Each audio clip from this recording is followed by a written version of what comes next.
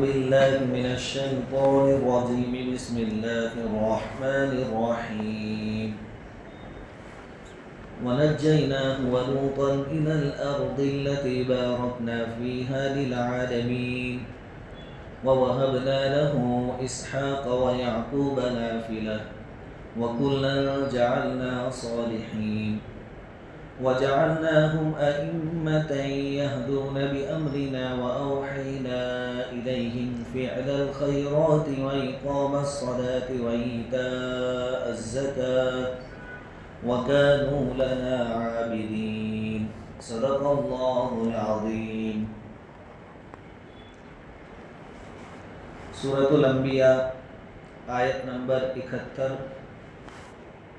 سے لے کر 73 تک کی تلاوت کی گئی ہے. ان آیتوں کا ترجمہ یہ ہے: اور ہم نے اس کو یعنی ابراہیم علیہ السلام کو اسحاق دیا اور اس سے زیادہ کے طور پر یعقوب، اور ہم نے ان سب کو نیک بنایا اور ہم نے ان کو امام بنایا جو ہمارے حکم سے رہنمائی کرتے تھے، اور ہم نے ان کو نیک عملی اور نماز کی اقامت اور زکوٰۃ کی ادائیگی کا حکم بھیجا، اور وہ ہماری عبادت کرنے والے تھے. بات چل رہی تھی حضرت ابراہیم علیہ السلام کے بارے میں. ابراہیم علیہ السلام کو آگ میں ڈالا گیا. اللہ رب العزت کے حکم سے وہ آگ گلزار بن گئی اور ابراہیم علیہ السلام صحیح سالم واپس باہر نکل آئے. اس کے بعد ابراہیم علیہ السلام نے دیکھا کہ یہاں رہ کر، یعنی جہاں پیدائش ہوئی تھی آپ کی عراق میں اور شہر کے اندر، وہاں رہ کر لوگوں کو اپنی طاقت پر جو سمجھانا تھا وہ سمجھا چکے، اب یہاں رہنا مناسب نہیں ہے. تو ابراہیم علیہ السلام نے ہجرت کا ارادہ فرمایا کہ اب یہاں سے کسی اور جگہ جاتے ہیں اور جہاں جائیں گے وہاں دین کا کام کریں گے. جانے سے پہلے ایک آخری مرتبہ واپس اپنی قوم کو سمجھانا چاہا ابراہیم علیہ السلام نے. انکم وما تعبدون من دون اللہ حسب جہنم انتم لہا واردون. اسی طرح 20ویں سپارے میں سورہ عنکبوت کے اندر یہ آیتیں ہیں جس میں ابراہیم علیہ السلام نے اپنی قوم کو کہا کہ ابھی دنیا میں تو ان مورتی پوجا کو تم نے آپسی محبت کا ذریعہ بنایا ہے، یعنی سب مورتی پوجا پر جمے ہو، بتوں کی پوجا پر، لیکن کل قیامت کے دن تم ایک دوسرے کے دشمن ہو جاؤ گے. جن کی تم پوجا کرتے ہو وہ تمہاری عبادت کا انکار کریں گے اور آپس میں تم سب وہاں دشمن بن کے اٹھو گے. اس لیے میں آخری مرتبہ کہتا ہوں کہ ایک اللہ کی عبادت کرو، توحید پر ایمان لے آؤ اور یہ بت پرستی چھوڑ دو. لیکن آخری بار سمجھانا بھی کام نہیں آیا. تو پھر ابراہیم علیہ السلام نے ارادہ کر لیا. ہاں، لوط علیہ السلام جو ابراہیم علیہ السلام کے بھتیجے تھے وہ ایمان لائے. فآمن لہ لوط علیہ السلام ایمان لائے، اور کچھ اور لوگ بھی، بہت کم لیکن کچھ لوگ ایمان لائے جب وہ معجزہ دیکھا کہ آگ سے صحیح سلامت باہر آ گئے. تب پھر ابراہیم علیہ السلام نے اپنا اظہار کیا اپنے خیال کا، انی مہاجرون الی ربی، کہ میں میرے رب کی طرف یعنی میرے رب کے راستے میں اب ہجرت کر کے جا رہا ہوں. سیہدین، اللہ تعالیٰ مجھے صحیح راستہ بتائیں گے کہ مجھے کہاں جانا ہے، کیا کرنا ہے. یہ کہہ کر ابراہیم علیہ السلام عراق سے نکلے، اپنے وطن سے نکلے اور پہنچے مصر. مصر آج بھی ہے، مصر پہنچے. اب یہاں ٹھہرنا نہیں تھا، وہاں سے وہ جانے والے تھے ملک شام، سیریا. یہ راستے میں مصر تھا. ابراہیم علیہ السلام کے ساتھ آپ کی بیوی حضرت سارہ تھی رضی اللہ تعالی عنہا. حضرت سارہ بہت خوبصورت عورت تھی، نیک بندی تھی اللہ کی اور نبی کی بیوی ہے. ان دونوں میاں بیوی میں کوئی اولاد نہیں تھی. مصر سے گزرنا تھا. اس وقت مصر کا جو بادشاہ تھا جس کو فرعون کہا جاتا تھا، میں نے اس دن بھی کہا تھا کہ جتنے بھی بادشاہ بنے سب کا لقب فرعون ہوتا تھا، تو وہ بھی ظالم آدمی تھا اور اس کی عادت یہ تھی کہ اس طریقے سے کوئی بھی خوبصورت عورت ہوتی یا پردیسی عورت ہوتی، پردیسی لوگ ہوتے، تو ان کے ساتھ غلط کام کرتا تھا۔ تو اس کے جو آدمی تھے انہوں نے ان کو بتایا کہ ایک جورا آیا ہے مصر میں، اور اس کے ساتھ جو عورت ہے بہت خوبصورت ہے۔ تو پہلے ابراہیم علیہ السلام کو بلائے بادشاہ نے، پوچھا کہ آپ کے ساتھ جو عورت ہے وہ کون ہے؟ ابراہیم علیہ السلام نے فرمایا کہ وہ میری بہن ہے، تھی بیوی۔ اب یہ کوئی ابراہیم علیہ السلام جھوٹ نہیں بول رہے ہیں، مسلمان ہونے کے ناطے بھائی بہن ہے۔ جیسے ہم اسکول میں ہم کو وہ پرتیجا پد میں پڑھاتے ہیں، بتا بھارتی ہمارا بھائی بہن سے، تو کوئی حقیقی بھائی بہن تو بن نہیں جاتے، نہیں تو پھر شادی کسے کریں گے لوگ؟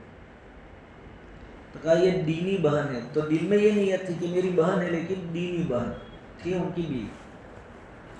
اب یہ بادشاہ کی عادت کیا تھی کہ بھائی بہن ہو، بہن کے ساتھ بھائی ہو حفاظت کے خاطر تو اس کو چھوڑ دیتا تھا، اور اگر اس کو معلوم ہو جائے کہ شوہر ہے تو شوہر کو قتل کروا دیتا تھا اور بیوی کے ساتھ غلط کام کرتا تھا۔ ابراہیم علیہ السلام نے جان بچانے کی خاطر کیا لیا وہ میری بہن ہے۔ پھر آپ واپس آئے، حضرت سارہ رضی اللہ تعالیٰ عنہ سے کہا کہ دیکھو مجھے اس طرح بلایا تھا، اب تمہیں بھی بلائے گا، تو تم بھی یہی کہنا کہ میں ابراہیم کی بہن بیوی ہوں، ایسا مت کہنا۔ حضرت سارہ رضی اللہ تعالیٰ عنہ کو بلایا گیا، انہوں نے کہا کہ وہ تو میرے بھائی ہے ابراہیم، اس کے باوجود ان کی خوبصورتی دیکھ کر اس نے غلط کام کرنا چاہا حضرت سارہ رضی اللہ تعالیٰ عنہ کے ساتھ۔ قدرت کی مار فوراً پڑی اور اس کا ہاتھ شل ہو گیا، مان لو کہ پیرالائسس ہو گیا، ہاتھ پہ کانپنے لگا، اور ان کو منانے لگا کہ آپ اپنے رب سے دعا کرو میں اچھا ہو جاؤں، میں تم کو چھوڑ دوں گا۔ حالات تو انسان کو بنانے کے لیے ہی آتے ہیں، سچی پکی توبہ کر لے آدمی۔ انہوں نے دعا کی حضرت سارہ رضی اللہ تعالیٰ عنہ، اس کا ہاتھ اچھا ہو گیا۔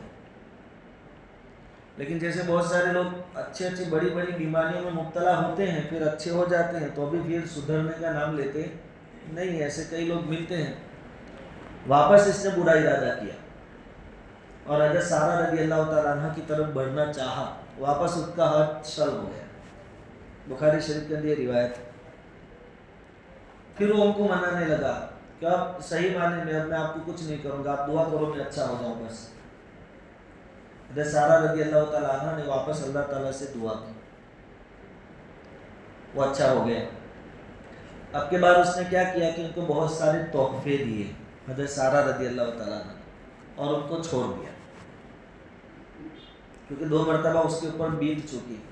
اور اس نے اپنے آدمیوں سے کیا کہا کہ تم کوئی انسان کو نہیں، کوئی شیطان کو پکڑ لائے ہو میرے پاس، جنات پکڑ لائے۔ آج جب بھی میں نے برا ارادہ کیا میرے ساتھ یہ معاملہ ہو رہا ہے، ان کو جانے دو۔ دونوں کو ہدیے تحفے بھی بہت دیے، اور بہت سارے علماء یہ کہتے ہیں کہ ایک باندی، ویسے بہت ساری باندیاں بطور ہدیے کی دی، ان کے اندر ایک باندی جن کا نام تھا حضرت ہاجرہ رضی اللہ تعالی عنہا، جن سے بعد میں چل کر حضرت اسماعیل علیہ السلام پیدا ہوئے، وہ بھی بطور تحفے کی دی۔ لیکن ہمارے بڑے علماء جو ہیں وہ یہ کہتے ہیں کہ ہاجرہ باندی نہیں تھی، آزاد عورت تھی، اور یہ بھی بہت دلچسپ بات ہے۔ اس کی وجہ وہ یہ کہتے ہیں کہ امت محمدیہ کو، یعنی اسماعیل علیہ السلام کی اولاد میں حضور پیدا ہوئی، تو ہماری اس نسل کو کمتر ثابت کرنے کے واسطے کہ یہ تو باندی کی اولاد ہے، یہودیوں نے اور عیسائیوں نے یہ بات گھڑی کہ ہاجرہ کون تھی؟ باندی تھی۔ حالانکہ اس زمانے میں باندی ہونا عیب سمجھا جاتا تھا، اور ہاجرہ کے پیٹ سے تو اسماعیل علیہ السلام پیدا ہوئے، اور اسماعیل علیہ السلام کی نسل میں حضور صلی اللہ علیہ وسلم پیدا ہوئے۔ تو ہم کو باندی کی اولاد ثابت کرنے کے واسطے یہودیوں نے یہ بات گڑی کہ ہاجرہ کون تھی؟ باندی تھی، لیکن وہ باندی نہیں تھی۔ خیر، اس میں لمبی چوڑی بحث ہے علماء کے بیچ میں۔ یہ ابراہیم علیہ السلام حضرت سارہ اور یہ جو تحفے میں ملی وہ سب چیزیں لے کر، جانور بکریاں وغیرہ ملا تھا وہ لے کر مصر سے پھر روانہ ہوئے، جا رہے ملک شام۔ شام فلسطین یہ سب ایک تھا، اس کو کنعان کہا جاتا تھا، کنعان۔ وہاں آپ نے رہنا پسند فرمایا حضرت ابراہیم علیہ السلام نے۔ تھوڑی مدت رہنے کے بعد حضرت حاجرہ رضی اللہ تعالیٰ عنہ کے پیٹ سے حضرت اسماعیل علیہ السلام کی پیدائش ہوئی۔ یہ پہلی اولاد تھی حضرت ابراہیم علیہ السلام کی۔ پہلی بیوی سارہ ہے، ان سے کوئی اولاد نہیں تھی۔ حاجرہ سے لڑکا پیدا ہوا، اس کا نام تھا اسماعیل علیہ السلام۔ اب یہ دودھ پیتے بچے تھے، اور ابراہیم علیہ السلام کی پوری زندگی آزمائشوں میں گزری ہے، تب جا کے ان کو اللہ کا دوست کہا گیا ہے۔ دودھ پیتے بچے تھے یہ، اللہ تعالیٰ کا حکم آیا، ابراہیم یہ حاجرہ اور اس کا بیٹا اسماعیل جو دودھ پیتا ہے، دونوں کو حجاز چھوڑ کر عرب مکہ وہاں چھوڑ کر، یہ ان کا امتحان تھا۔ بائبل اور توریت میں بیان ہے، اور ہمارے مفسرین کی رائے بھی یہی ہے کہ تقریباً 86 سال کی عمر میں یہ اولاد پیدا ہوئی تھی، اسماعیل علیہ السلام 86 سال کی عمر میں، اور ان کے بارے میں حکم ہوا کہ ان کو مکہ چھوڑ کے آؤ، یہ آپ کی آزمائش۔ بخاری شریف میں بھی روایت ہے کہ حضرت حاجرہ اور حضرت اسماعیل علیہ السلام کو لے کر ابراہیم علیہ السلام مکۃ المکرمہ آئے۔ مکہ اس وقت بالکل غیر آباد تھا، کوئی نہیں رہتا تھا، جنگل تھا، اور کعبہ بھی نہیں تھا۔ ان کو دونوں کو، ماں اور بیٹے کو وہاں اتارا، ایک تھیلا تھا اس کے اندر کچھ کھجوریں تھیں وہ ان کو دی، اور مشکیزہ تھا اس کے اندر پانی بڑا ہوا تھا وہ ان کے حوالے کیا، اور کچھ بھی بولے بغیر ابراہیم علیہ السلام چلنے لگے۔ حضرت حاجرہ رضی اللہ تعالیٰ عنہ پیچھے دوڑی آئی اور کہنے لگی، آپ کہاں جا رہے ابراہیم، آپ کہاں جا رہے ابراہیم؟ لیکن اللہ کی طرف سے امتحان تھا، ابراہیم علیہ السلام کوئی جواب نہیں دے رہے تھے۔ کتنی مرتبہ پوچھا، ابراہیم ہم کو یہاں جنگل میں چھوڑ کے کہاں جا رہے ہو، ہم کیا کریں گے، میں اور یہ چھوٹا سا بچہ؟ کچھ جواب نہیں دیا۔ اخیر میں حضرت حاجرہ رضی اللہ تعالیٰ عنہ نے پوچھا کہ کیا ایسا کرنا اللہ کا حکم ہے؟ ابراہیم علیہ السلام نے جواب میں کہا ہاں، بس ہاں، صرف ہاں کہا، تو وہ سمجھ گئی۔ اور حضرت حاجرہ رضی اللہ تعالیٰ عنہ نے الفاظ ادا کیے کہ اگر اللہ کا یہ حکم ہے ایسا کرنے کا تو اللہ تعالیٰ ہم کو ضائع نہیں کرے گا، ہمارا انتظام اللہ کر دیں گے۔ ابراہیم علیہ السلام روانہ ہو گئے۔ اب جنگل ہے، بستی نہیں ہے، ایک درخت کے نیچے ان کو بٹھا دیا تھا۔ تھوڑی مدت تک تو وہ کھجوریں کھائی، اور مشکیزے میں پانی تھا وہ پیا۔ اب عورت کھائے گی تو دودھ آئے گا، تو وہاں تک دودھ پلاتی رہی، پھر کھجوریں ختم ہو گئی اور پانی بھی ختم ہو گیا۔ ماں حاجرہ تو بھوک برداشت کر رہی تھی، پیاس برداشت کر رہی تھی، لیکن دودھ کا مسئلہ تھا، اسماعیل علیہ السلام چھوٹے ہیں اور بھوک کی وجہ سے بلا رہے ہیں۔ ایک مرتبہ بہت پریشان ہوئی ماں حاجرہ رضی اللہ تعالیٰ عنہ، اور ادھر ادھر بھاگنے لگی کہ کہیں کوئی آدمی مل جاوے یا پانی مل جاوے۔ تو وہ جو صفا مروہ پہاڑ ہیں، صفا پہاڑ تو آج بھی کچھ نظر آتا ہے، دوسرے منزلے سے بھی نظر آتا ہے۔ مروہ پہاڑ تو بالکل صاف کر دیا گیا ہے، اس کی تو صرف نشانی باقی ہے، وہ بھی بڑا پہاڑ تھا۔ تو یہ ادھر بھاگتی اسماعیل کو نیچے رکھ کر، صفا پہاڑ پر چڑھ کے دیکھتی کہ کہیں کچھ نظر آ رہا ہے، پانی یا کوئی انسان کہ ان سے مدد مانگے، اور وہاں سے کوئی نظر نہ آتا تو بے چینی میں وہاں سے اتر کر مروہ پہاڑ کی طرف بھاگتی، رو رہی ہے، بچے کی فکر ہے، بچے کو دیکھ رہی ہے، اسماعیل رو رہے ہیں، تو ادھر چلتی ہے ادھر جا رہی ہے، ایسے 7 چکر ہوئے، 7ویں چکر پر پہنچی کہاں پر؟ مروہ پہاڑ پر۔ تو ایک آواز سنی انہوں نے، کوئی نظر نہیں آیا لیکن آواز سنی، تو انہوں نے آواز کا جواب دیا کہ مجھے آواز تو سنائی دے رہی ہے، آپ میری کچھ مدد کر سکتے ہو، جو بھی ہو آپ میری مدد کر سکتے ہو، بچہ بھوک سے رو رہا ہے، میں بھی پریشان ہوں۔ تو جیسے انہوں نے کہا کہ آپ میری مدد کر سکتے ہو، انہوں نے دیکھا کہ جہاں بچہ سویا ہوا ہے اس کے قریب حضرت جبرائیل علیہ السلام موجود ہیں، فرشتوں کے سردار، اور وہ اپنے ایریوں سے یا پر سے، فرشتوں کے پر ہوتے ہیں، اس کے ذریعے زمین کھود رہے ہیں۔ وہ جو بات کہی جاتی ہے کہ اسماعیل علیہ السلام نے ایریاں رگڑی اس میں سے پانی نکلا، وہ غلط ہے. پانی ایریاں رگڑنے سے نہیں، جبرائیل علیہ السلام نے پڑ سے زمین کھودی یا اپنی ایریوں سے جبرائیل علیہ السلام نے زمین کو کھودا، اس میں سے زمزم کا پانی نکلا. اب پانی مل گیا، زندگی مل گئی. حضرت حاجرہ رضی اللہ تعالیٰ عنہ دوڑتی ہوئی آئی، اور مشکیزہ تو تھا ہی تھا، ابراہیم علیہ السلام دے کر گئے تھے، وہ خالی ہو گیا تھا، تو لب بھر بھر کر پانی اس میں بڑھنے لگے. اور پھر کیا کیا کہ یہ پانی یوں ہی ضائع ہو جائے گا، بیکار ہو جائے گا، اس کے آس پاس مٹی ڈال ڈال کر کیا کر لی، پالی بنا لی پانی کو روکنے کے لیے. بخاری شریف میں ہے، حضور صلی اللہ علیہ وسلم فرماتے ہیں کہ اللہ تعالیٰ اسماعیل کی ماں پر رحم کرے، رحمت نازل کرے. اگر اس نے وہ پالی نہیں بنائی ہوتی تو زمزم کا چشمہ ہوتا، جھرنوں، وہ باہر چشمہ بہتا رہتا قیامت تک، اور لوگ یوں ہی پی لیتے چشمے کی شکل. لیکن اب چونکہ پالی بنا دی، وہ پانی باہر نہیں آیا، وہاں اوپر تک آ رہا تھا. اب پانی پیتی گئی، کچھ زندگی ملی، بچے کو دودھ پلاتی رہی. پھر تلاش میں تو تھی کہ کوئی آدمی وغیرہ مل جائے، کوئی سہارا مل جائے، کیونکہ کھانا ختم ہو گیا تھا. تو اتفاق سے ایک دن ایک قبیلہ، جن کو کہتے ہیں قبیلہ جرہم، یہ قبیلے کا نام، وہاں سے گزر رہا تھا. یہ قبیلہ بھی، یہ قافلہ بھی جا رہا تھا ملک شام. لیکن چونکہ پہلے جو قافلے چلتے تھے کئی مہینوں کا سفر ہوتا تھا، ان کے ساتھ جانور ہوتے تھے سواری وغیرہ کے، تو ان کے ساتھ جانور بھی تھے اور ان کو بھی پانی کی تلاش تھی. تو قبیلے نے ایک جگہ پر پڑاؤ ڈالا اور کچھ آدمیوں کو ادھر ادھر بھیجا کہ دیکھو کہیں پانی ملے. تو انہوں نے پرندوں کو اڑتے ہوئے دیکھا. اب پرندے اڑ رہے، اس کا مطلب کہ اتنے میں کہیں پانی ہے. تلاش کرتے کرتے حضرت حاجرہ رضی اللہ تعالیٰ عنہ کے پاس وہ آئے. اب حضرت حاجرہ رضی اللہ تعالیٰ عنہ بھی خوش ہوئی، اتنی مدت کے بعد جنگل بیابان میں انسان کے دیدار ہو جائے. بات چیت ہوئی. قبیلے والوں نے کہا کہ قافلے والوں نے کہا کہ ہم یہاں ٹھہرنا چاہتے ہیں، آپ کی اجازت ہو، کیونکہ پانی پر تو ان کا قبضہ تھا حضرت حاجرہ کا رضی اللہ تعالیٰ عنہ، تو ہم کو پانی کی ضرورت ہے. تو حضرت حاجرہ رضی اللہ تعالیٰ عنہ نے اپنی انسیت کے خاطر ان کو اجازت دے دی کہ آپ یہاں ٹھہر سکتے ہیں.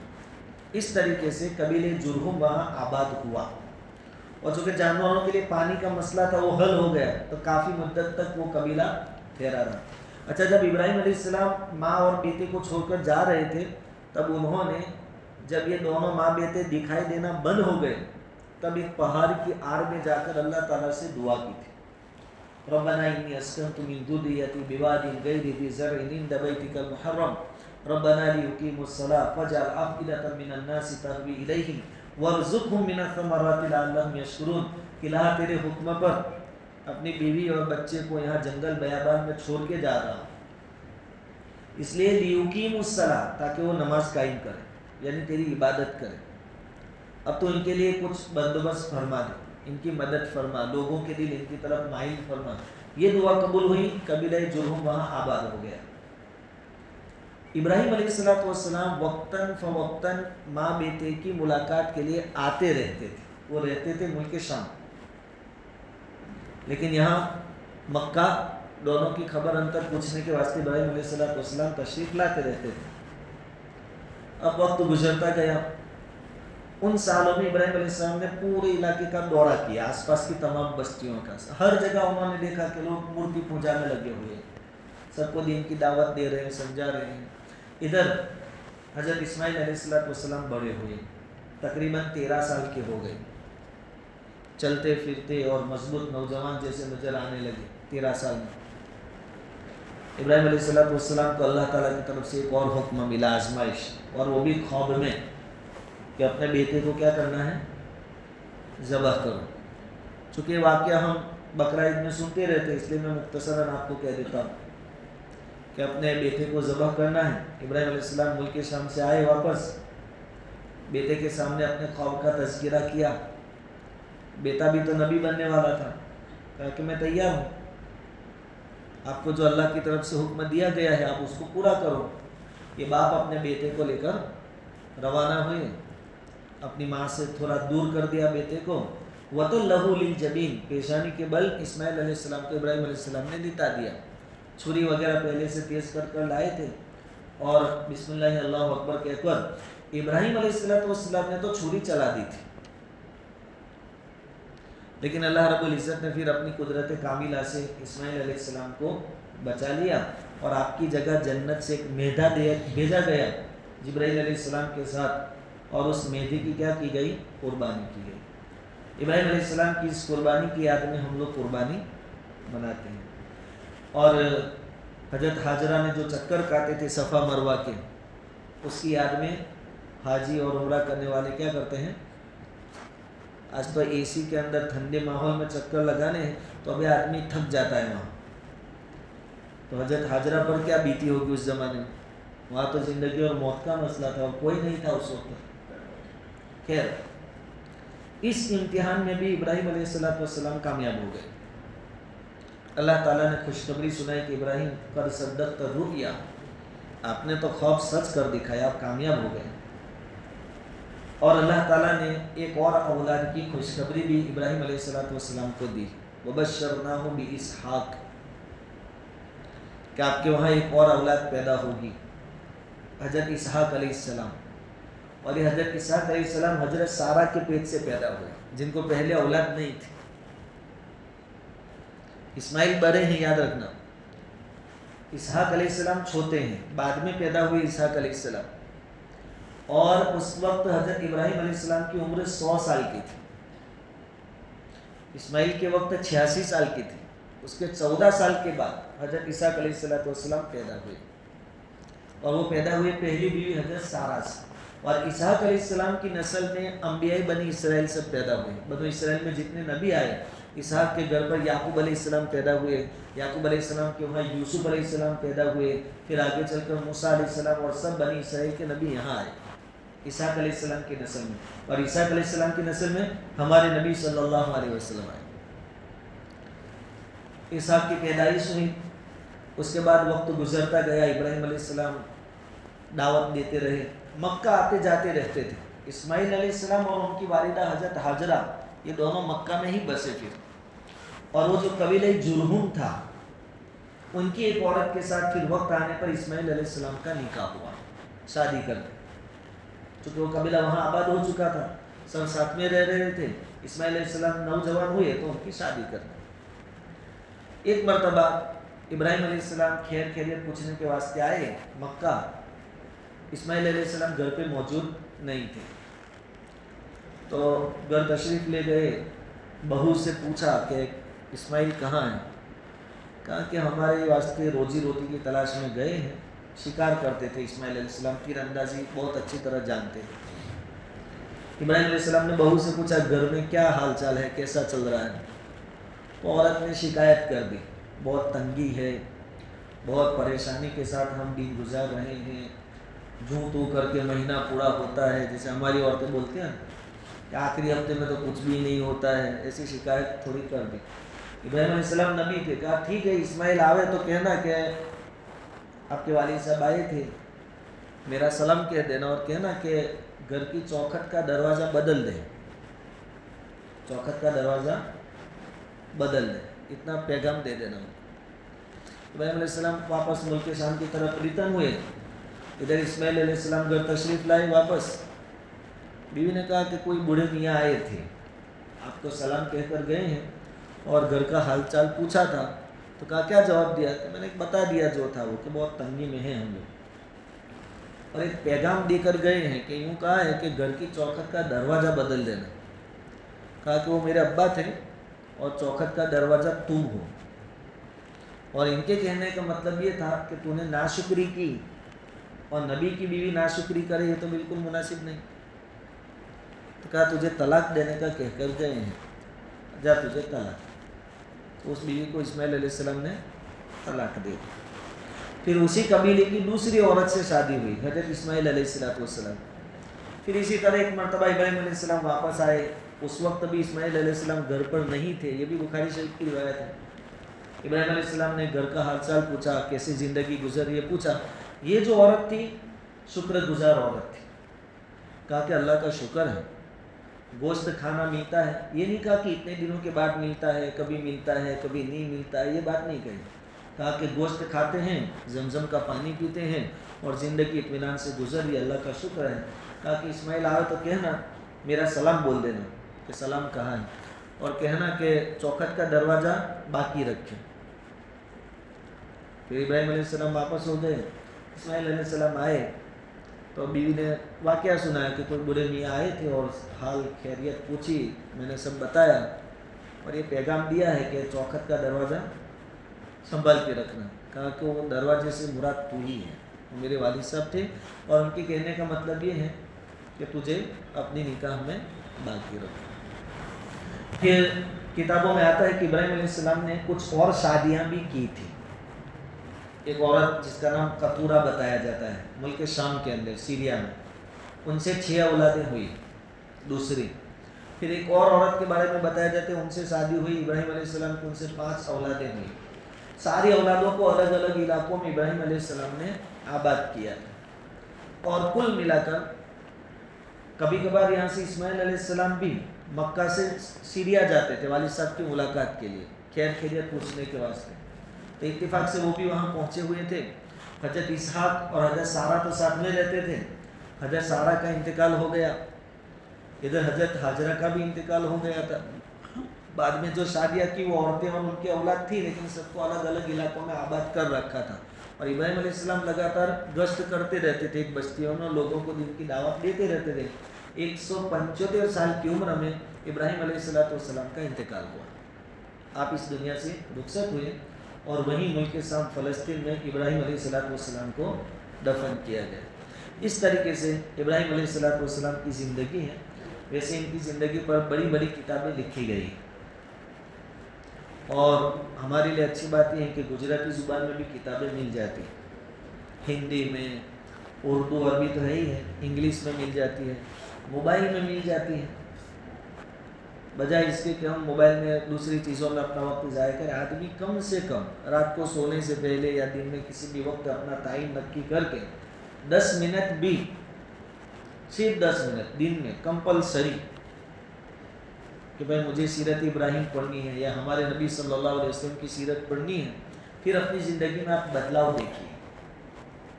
आप जब कनेक्टेड रहेंगे ना इस तरीके से 10-15 मिनट बस। और अभी जो रमज़ान में कुरान शरीफ पढ़ने की आदत है, अभी तो ज़्यादा से ज़्यादा अल्हम्दुलिल्लाह हम वक्त फारिग करके तिलावत करते हैं, लेकिन इसका भी अभी से एक रूटीन बना लें कि रमज़ान के बाद भी हमें कुरान की तिलावत करनी, चाहे अभी जितनी करनी है उतनी ना हो, कम हो, लेकिन कुरान की तिलावत हमें करना। और आज से तो आखिरी अशरे की बड़ी रातें शुरू हो रही हैं। आज 21वीं रात है। हुजूर का फरमान है कि रमज़ान के आखिरी अशरे की ताक रातों में शब-ए कद्र तलाश करो। शब-ए कद्र जिस दिन हम कुरान पूरा करते हैं और दुआ करते हैं वही नहीं होती, हर साल बदलती रहती है। मुमकिन है आज की रात हो, तो ये 5 रातें कम से कम, वैसे तो 10 रातें जागना चाहिए और रात को इबादतों में अक्सर हिस्सा गुजरना चाहिए, लेकिन कम से कम 5 रातें भी आदमी इबादत कर ले अक्सर रात के हिस्से में, तो शब-ए कद्र उसको नसीब हो सकती है। तो आज चांद से 21वीं रात होगी अब, तो आज की रात भी हम इबादत करें और हर लाइन की थोड़ी थोड़ी इबादत कर लें। 20-50 रुपये सदका निकाल दें मगरिब के बाद, तो एक अमल हो गया सदके का। कुरान करीम की तिलावत कर लें, सलातुल हाजत, सलातुल तौबा, नमाज़ें कुछ पढ़ लें, इस्तिग़फ़ार कर लें, अलग अलग टाइप की थोड़ी थोड़ी इबादतें कर ले रातों में। इन 5 रातों में खास 21, 23, 25, 27 और 29, तो एक भी अगर शब-ए कद्र होगी और एक तो होगी अंदर से, तो इंशाल्लाह शब-ए कद्र की इबादत का सवाब हमको मिल सकता है। बहरहाल अल्लाह ताला फरमाते हैं कि हमने उसको यानी इब्राहिम अलैहिस्सलाम को और लूत अलैहिस्सलाम को उस ज़मीन की तरफ नजात दे दी जिसमें हमने दुनिया वालों के लिए बरकतें रखी है, यानी फ़लस्तीन की तरफ। इराक़ से निकलकर इब्राहिम अलैहिस्सलाम फ़लस्तीन की तरफ चले गए थे, इंतकाल भी उधर हुआ और आपके साथ आपके भतीजे हज़रत लूत अलैहिस्सलाम भी थे, जिनका वाक़या इंशाअल्लाह आइंदा कल हम सुनेंगे। वहबना लहू इसहाक, और हमने इब्राहिम को इसहाक दिया, व याकूब नाफिला, اور اس سے زیادتی کے طور پر نفع کے طور پر یعقوب یعنی اسحاق علیہ السلام کے اولاد میں یعقوب علیہ السلام پیدا ہوئے، اور نبیوں کا ایک لمبا چوڑا سلسلہ پھر چلا ابراہیم علیہ السلام کی نسل میں وَكُلًّا جَعَلْنَا صَالِحِينَ، اور ہم نے ان سب کو نیک بنایا، پیدائشی نیک نبی بنے، وَجَعَلْنَاهُمْ أَئِمَّةً، اور ہم نے ان کو امام بنایا۔ نبی امام ہوتے ہیں قوم کے جو ہمارے حکم سے رہنمائی کرتے تھے، اور ہم نے ان کو نیک عملی اور نماز کی اقامت اور زکوٰۃ کی ادائیگی کا حکم بھیجا، اور وہ ہماری عبادت کرنے والے لوگ تھے۔ ابراہیم علیہ السلام کی زندگی آزمائشوں میں گزری، ہر آزمائش میں پورے اترے، کھرے اترے، کامیاب ہوئے، تو یہ اللہ کی طرف سے انعامات ملے۔ ہم نے ان کو امام بنایا کب؟ جبکہ انہوں نے ہمارے امتحان میں وہ کامیاب ہوئے۔ تو آدمی اگر نیک صالح ہو تو اس کی نسل کے اندر بھی نیک صالح اولادیں پیدا ہوتی ہیں، اور یہ سلسلہ چلتا رہتا ہے جو ابراہیم علیہ السلام کی نسل میں چلا۔ تو ہمارے لیے سبق یہ ہے کہ ہم خود دیندار بنیں، انشاءاللہ ہماری دینداری منتقل ہوگی ہماری اولاد میں، ہماری آنے والی نسلوں میں۔ اور ابراہیم علیہ السلام کے واقعے میں، یہ تو میں نے مختصراً آپ کو ساری باتیں بتا دی، چونکہ ہم ایسی باتیں بارہا سنتے رہتے ہیں، لیکن پوری زندگی سنگھرش سے بڑھی ہوئی تھی۔ یہ واقعہ سورۃ الانبیاء میں اس لیے بیان کیا گیا کہ حضور کو بتایا جائے کہ آپ اپنے سامنے ابراہیم علیہ السلام کی زندگی کو رکھو کہ انہوں نے کیسے کیسے امتحانات دیے، یہ نوبت آپ کی بھی آ سکتی ہے۔ اور مسلمانوں کو بھی سبق ہے اس وقت کے جو تھے صحابہ کرام، کہ آپ بھی اپنے سامنے ابراہیم علیہ السلام کی زندگی کو رکھو۔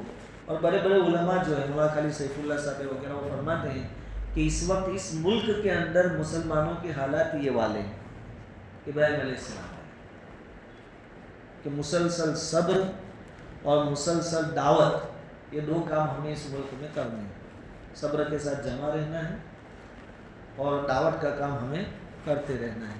اللہ تعالیٰ ان دو چیزوں پر عمل کرنے کے ہمیں توفیق عطا فرمائے۔